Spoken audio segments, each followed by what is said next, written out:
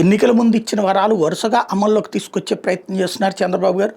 గతంలో లేనటువంటిది సంక్షేమం అంటే కేవలం పరిమితంగా ఉండాలి అన్నటువంటిది ధోరణి నుంచి ఈ దఫా మారినట్టున్నారు. జగన్ ఇంపాక్ట్ బాబు మీద గట్టిగానే పడింది. సుదీర్ఘకాలం పాటు సంక్షేమ పథకాలు ఇస్తే శ్రీలంక అయిపోతుంది, లేకపోతే వెనిజులా అయిపోతుంది అన్నటువంటి ప్రచారాల నుంచి ఇప్పుడు సంక్షేమం ఇవ్వడంలో మమ్మల్ని మించిన వాళ్ళు ఎవరు లేరు అని చెప్పేటటువంటి ప్రయత్నం చేస్తున్నారు.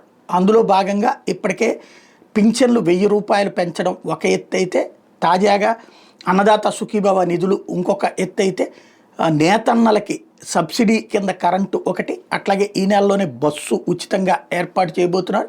తద్వారా 1 by 1 చేసుకొస్తున్నారు. ఇంకా చేయాల్సినటువంటిది నిరుద్యోగ భృతి, అట్లాగే మహిళలకి 1500 రూపాయలు. ఇవి రెండు అత్యంత కీలకమైనటువంటి. ఎందుకంటే మహిళలకి 2,10,00,000 మంది మహిళలు, అంతమందికి 1500 రూపాయలు చెప్పండి. దాన్ని P4లో మేము ముడిపెట్టేశాం అన్నంత మాత్రం పబ్లిక్ అది సీరియస్గా తీసుకోరు. అదే సందర్భంలో నిరుద్యోగ వృత్తిని మేము స్కిల్ డెవలప్మెంట్లో పెట్టేసామంటే ఇవన్నీ ఇంత ముందు ఉన్నటువంటివే కాబట్టి అక్కడ రాదు. మరి అవి కూడా ఏమన్నా నెక్స్ట్ మంత్స్లో జాగ్రత్తగా చేసుకొస్తారా, లేకపోతే వచ్చేడాది ఏమన్నా తీసుకొస్తారా చూడాలి.